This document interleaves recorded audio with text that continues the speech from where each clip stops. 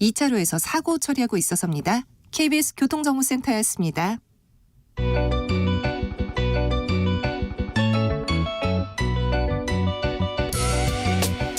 한층 날카롭다, 한결 정확하다, 한편 세심하다, 밖에서 보는 내밀한 분석, 정치적 원의 시점. 오늘의 정치권 상황 원회에서 더 정확하게 분석해 드립니다. 이연주 전 국민의힘 의원 어서 오세요. 네, 안녕하세요. 부드러운 카리스마 이연주입니다. 그리고 노영희 변호사입니다. 네, 노영희 변호사입니다. 네. 주말 어떻게 보내셨어요, 의원님? 저는 이태원 참사 네. 추모제, 네. 국민 추모대, 네. 시민 추모대 거기 다녀왔고요. 예. 뭐 그런 관련해서 글도 좀 쓰고 예. 또 주말 바로 직전에 제가 기자회견에서 대통령 예. 꼭 참석하셔야 된다. 네. 네, 혁신위에서 그거 강력하게 권해야 된다. 이런 얘기했었죠. 참사가 일어났습니다. 서울 한복판에서, 길거리 한복판에서 159명의 정말 생떼 같은 젊은이들이 숨졌습니다. 1년이 지나고요.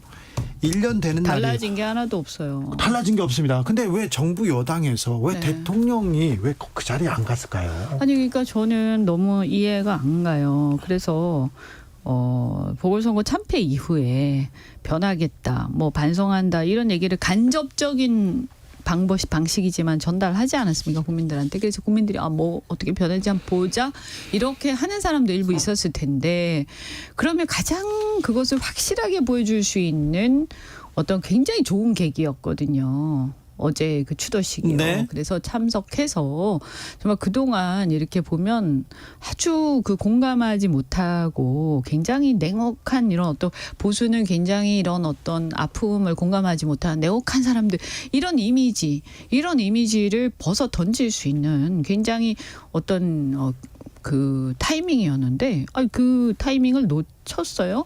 그리고 심지어는 그냥 안 오신 게 아니라 뭐라고 하셨냐면 정치적인 집회고 야당이 주도하는 집회라서 못 온다, 뭐 이런 비슷한 얘기 하셨던 거죠. 추모식이 불참하는 대신 성북구에 있는 한 교회에서 추모 예배를 드렸습니다.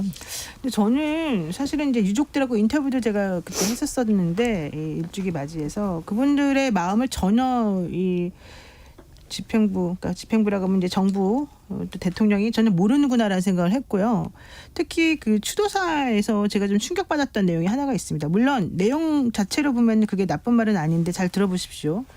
불의의 사고를 떠나신 분들을 이분들이 사랑했던 대한민국 국민의 한 사람으로서 우리에게는 뭐 무슨 책임이 있다 이렇게 말하거든요. 대통령은 국민의 한 사람으로서 책임을 지는 사람이 아니에요. 대통령으로서 책임을 져야 되는 사람인데, 이날 그 현장에 가지도 않고 본인이 뭐 예전에 다녔던 무슨 교회를 지금 가셨다는 거잖아요.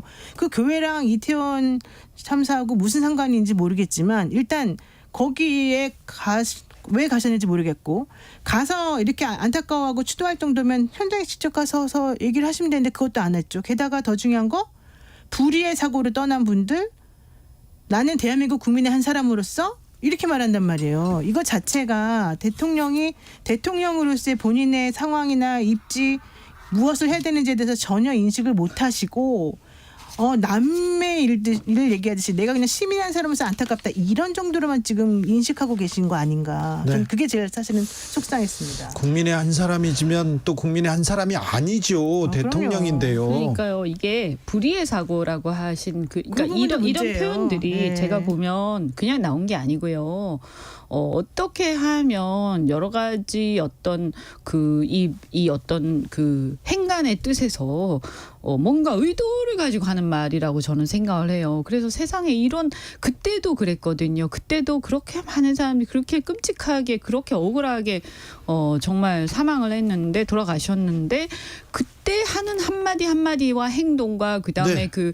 어떤 분향소의 어떤 면면들이 뭔가 전략적이고, 이게 어떤 반감이나 울분들이 결집되지 않도록 하기 위해서 철저하게 유족들을 다 흩어져놓은 그런 걸 뭔가 기획해서 하는 것 같다. 굉장히, 그러니까 우리가 보통 사람이요, 어떤 사람들이 막 정말 억울하게 많은 사람들이 슬프게 돌아가시고 막 하면요. 제일 먼저 떠오르는 게 일단 아픔이거든요. 네. 슬픔과 아픔, 안타까움 이런 건데 어떻게 사람이 그렇게 하지 않고 이런 어떤 여러 가지를 막 고민해서 의도된 말을 할 수 있을까? 이 불의의 사고라는 말도 마찬가지예요. 어떻게 이 상황에서 이런 표현들을 고민할 수 있을까? 근데 이 얘기는 불가항력에 의한 사고란 얘기인데 전적으로 틀린 얘기예요. 절대 불가항력에 의한 사고가 아니에요. 이 사고는요. 막을 수 있었던 사고예요. 왜냐하면 몇 시간 전에 신고가 들어왔었고 몇 시간 전에 조짐이 있었기 때문에 어떻든 간에 막을 수 있었다. 최소한 사고의 규모를 줄일 수 있었던 사고였어요. 네.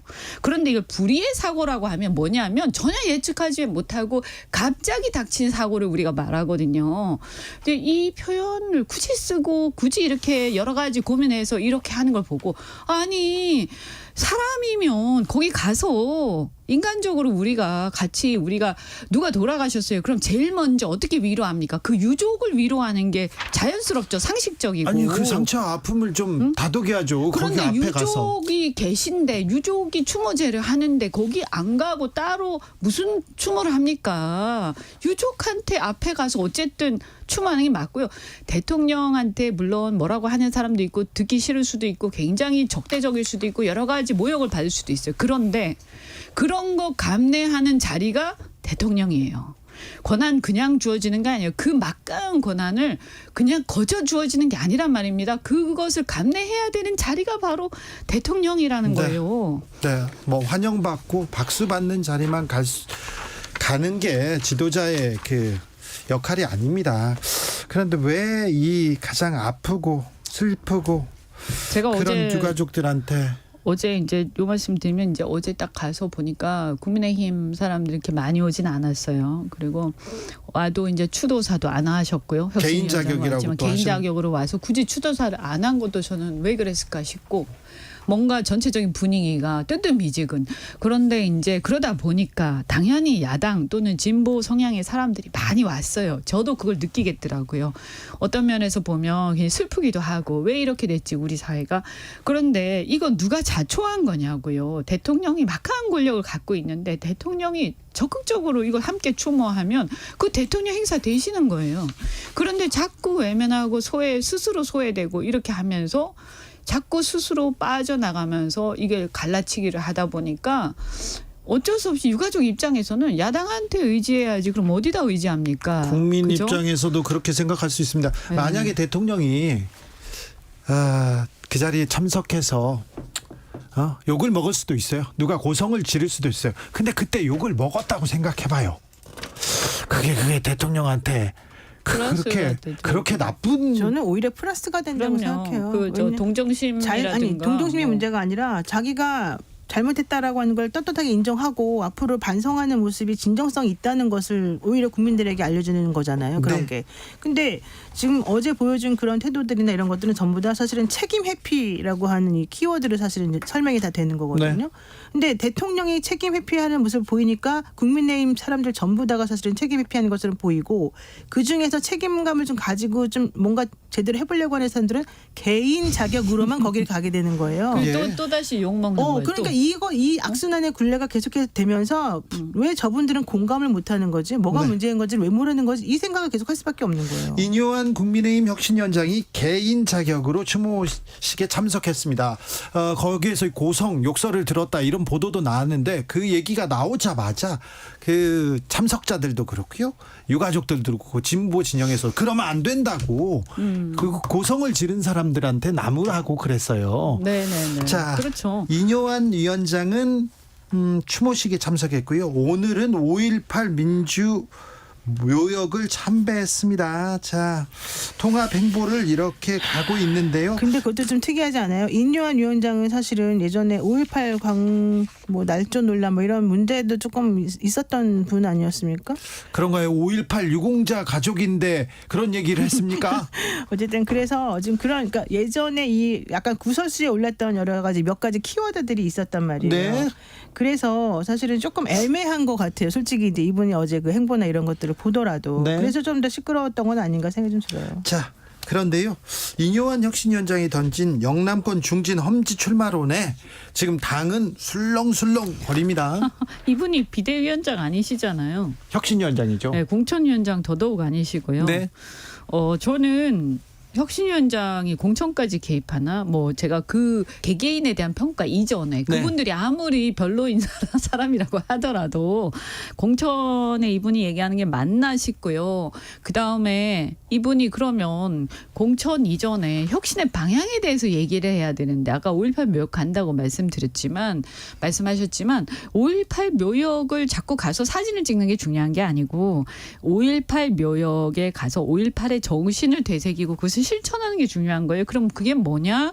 일종의 권위주의적 정치 행태를 청산하고 민주주의를 회복하고요. 그다음에 어떤 이런 이태원 참사라든가 이런 어떤 나중에 어떤 참사라든가 권력이 국가란 무엇인가 국가의 책임에 대해서 자각하고 그것을 쓴소리를 과감하게 잘못된 것을 복종하지 않고 굴종하지 않고 권력에다가 제대로 얘기하고 전달하는 것.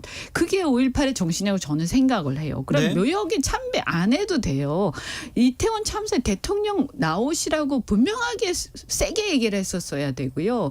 보수의 가치에 대해서도 보수라는 것은 우리가 어떤 사람이 돌아가시면요. 아무리 상대방 나하고 적이라고 하더라도 거기 예를 표하고 같이 아파하고 그런 어떤 그 유교적인 뭐 이게 안 좋은 때도 있지만 어쨌든 그런 유교적인 약간 전통을 좀 갖고 있는 게 우리나라 보수의 밑바닥이거든요. 네. 그래서 특히 장례라든가 이런 거에 대해서는 절대 이렇게 그 정치적인 진영 논리나 이런 걸 가지고 하지 않았었어요. 그런데 어느 순간부터 지금 이게 왜 이렇게 이 보수의 가치라는 거에 대해서 저는 다시 토론할 필요가 있다. 네. 이건 보수가 아니다. 저는 그렇게 생각합니다. 그리고 과거에 그랬다면 이거 고쳐야 할 부분이지 이렇게 가서는 안 된다. 미래에 이런 보수는 절대 이거 국민들한테도 그렇고 시대적인 어떤 세월의 흐름에서도 인정받을 수 없다고 생각합니다. 노영희 변호사님, 혁신위에서 처음으로 꺼낸 카드는 사면입니다. 자, 망언을 한 사람도 있고요. 당에 뭐 해당 행위를 했다고 하고 뭘 했는지는 몰라서 밉보인 사람도 있고요. 그런데 뭔지는 몰라요. 자, 근데 이 사면이 이게 혁신의 첫 단추가 돼야 이게 맞는 겁니까? 제가 보기에는 급했던 것 같아요. 급하다. 인요한 혁신위원장이 네. 사면 얘기를 꺼낸 거는 결과론적으로 뭐 이준석 전 대표나 네. 이제 이런 분들이 사실은 당에 매우 필요한 인물이기 때문에 도닥이자. 같이 좀 그렇죠. 뭐 좀 해보고 싶었던 거 아니겠습니까? 네. 그런데 그것을 할 수 있는 첫 번째의 일성이 내가 너 용서해 줄 테니까 해서 들어와라. 이제 이런 취지란 말이에요. 그러면 그 말을 들은 사람들 전부 다 발끈하죠. 왜냐하면 사실은 당에서 징계한 것 자체를 별로 용납하지 못하고 인정하지 못하잖아요. 우리 이현주 의원도 징계받으면서 네. 솔직히 나 왜 징계받았지? 이렇게 생각하는 그렇죠. 상황이란 제가 말이에요. 이대로 가면 총선 폭망이다. 이래가지고 이 말 때문에 그러니까요. 징계받았거든요. 징계 얼마나 받았어요? 저는 이제 곧 이왕이면. 말이니까 견책인가? 네, 아니 네. 주의했어요. 네.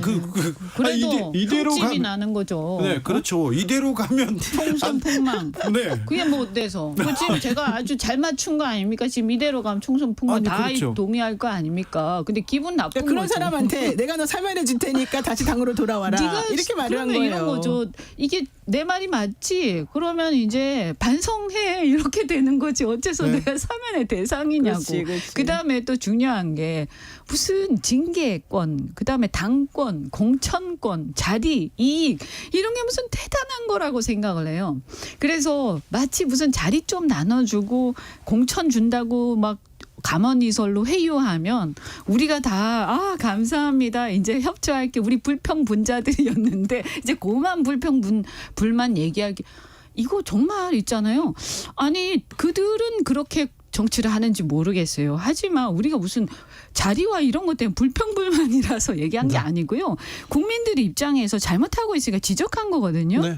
그런데 그러면 뭐예요? 일단 제일 먼저 해야 될 것은 그 잘못을 시정하는 것부터 해야 돼요. 그리고 나서 우리한테 우리가 니네가 지적했던 거 시정했어. 그리고 국민들한테도 다시 떳떳하게 얘기하고 있으니까 그래야죠. 이제는 좀 인정해 줄 수 없어. 이렇게 얘기하면 되는 그렇죠. 거예요. 그리고 설사 우리가 인정 안 해도요. 시정해서 제대로 하면요. 꼭 네. 국민 지지 다시 돌아와요. 예. 우리가 무슨 옛날에 봉건 시대에 무슨 영주들처럼 국민들을 갖다가 사병으로 데리고 있고 이런 사람들 아니거든요. 네. 그러니까 정치에 대해서 근본 이해를 잘못하고 있는 거 아니냐? 그래서 자리와 이런 걸로 회유하면 된다고 생각하는 거 문제다. 그래서 이 혁신의 그 내용을 사람을 회유하고 이런 게 아니라 네. 대통령이 핵심은 대통령이에요. 핵심은. 네. 대통령이 바뀌셔야 되고 안 바뀌면 당이 대통령하고 이 선을 그어야 되는 거니까 대통령이 잘못한 거를 다시 시정하고 그 시정하라고 얘기하시면 되는 거예요. 근데 인류한 혁신위원장도 요즘 딱 행보를 보면은 사실은 그렇게 안 될 것 같아요. 왜냐하면 처음에는 제가 분명히 지난주 여기 와가지고 네.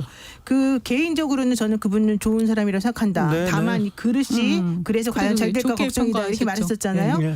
근데 정말 아니나 다를까 험지 뭐 출마 이런 얘기 하더니 갑자기 그 말 뭐 내가 제대로 한 거 아니고 언론이 오보한 거다 뭐 이런 식으로 또 발언을 다시 고치기도 하고 이랬어요 이분이. 네. 혁신위원장으로서 내놓은 첫 일성을 본인이 스스로 부정하면서 언론 탓을 하는 그런 모습. 지금 사실은 대통령도 좀 그런 것 때문에 문제가 많았었는데 좀 비슷한 행보를 좀 보인단 말이에요. 또 하나는 제가 국민의힘 사람들한테 물어보니까 대통령에 대한 얘기를 잘 못한대요.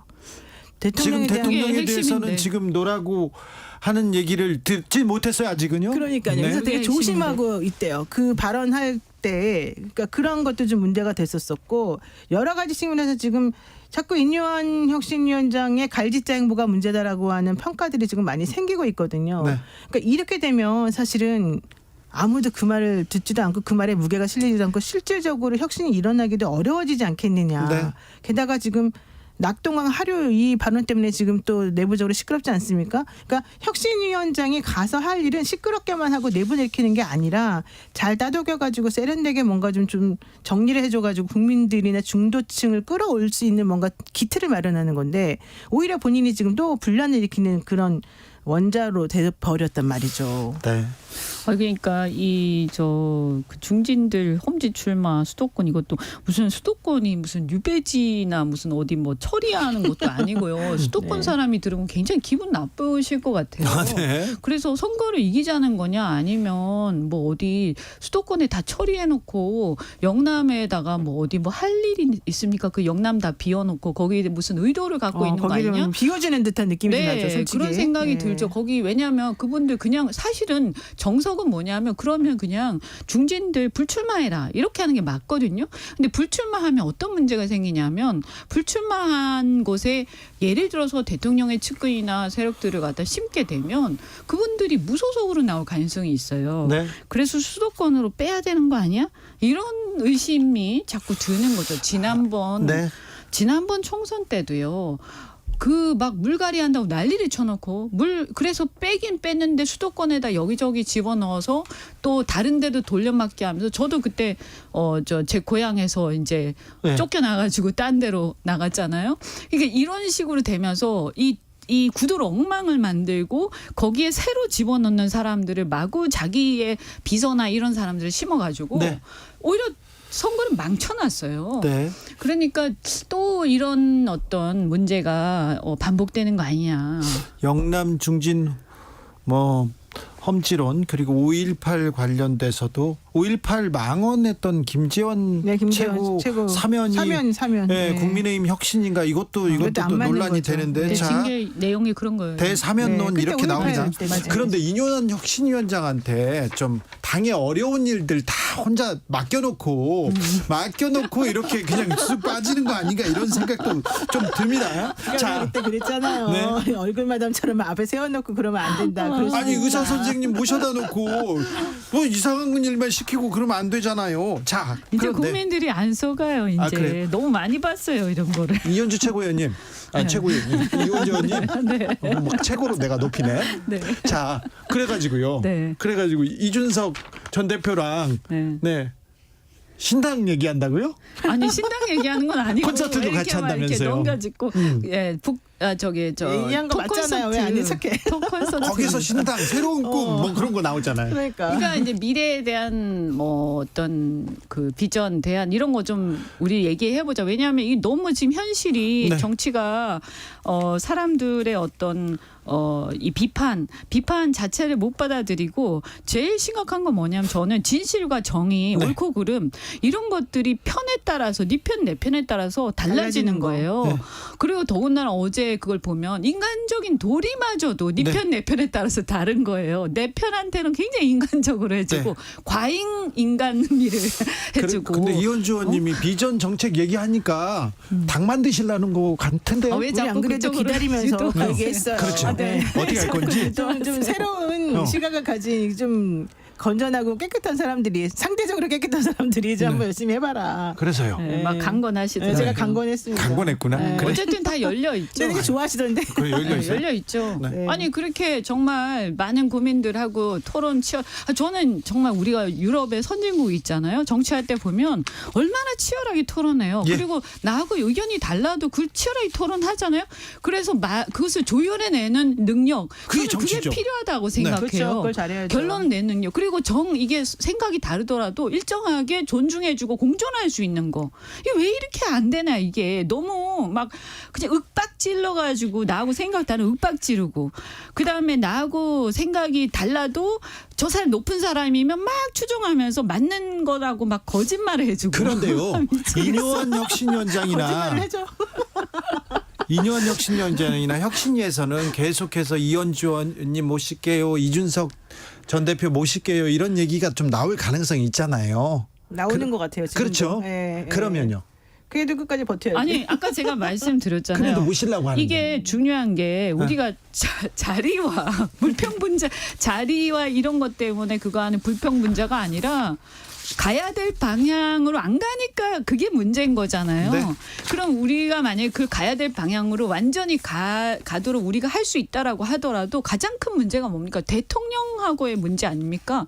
대통령이 당에 영향을 계속 미치는데 그리고 그 대통령께서 안 바뀌시면 우리가 뭘 할 수 있습니까? 설사 어떤 뭘 권한을 준다고 해도 자. 그런 바보는 아니죠. 그 근본적인 해결을 하라는 거예요. 내일 국회에서 윤석열 대통령 시정연설이 있습니다. 연설 전에 드디어 이재명 민주당 대표와 환담을 할 것 진짜. 같습니다. 네. 진짜 오래됐네. 제가 봤을 때 그랬던 거. 윤석열 대통령이 지난번 강서구 선거 이후에 조금 위기감을 느낀 것 같아요. 네. 말씀도 사실은 좀 옛날보다 훨씬 더 조심스러워졌고 사실 평상시의 행동이나 뭐 사고방식이나 이런 걸 보게 되면 이재명 대표가 지금 아무것도 해결된 게 없잖아요.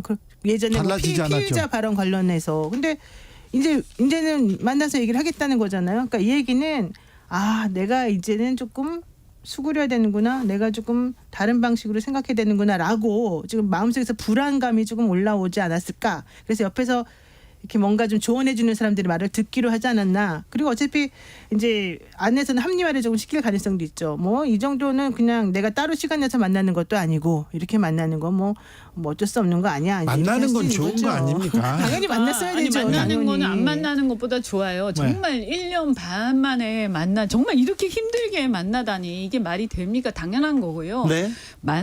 이제 만나는 게 중요해요. 아까 말씀드린 것처럼 사진 찍는 게 중요한 게 아니에요. 사람들 다 알아요. 바뀌는 것을 실제로 보여줘야 돼요.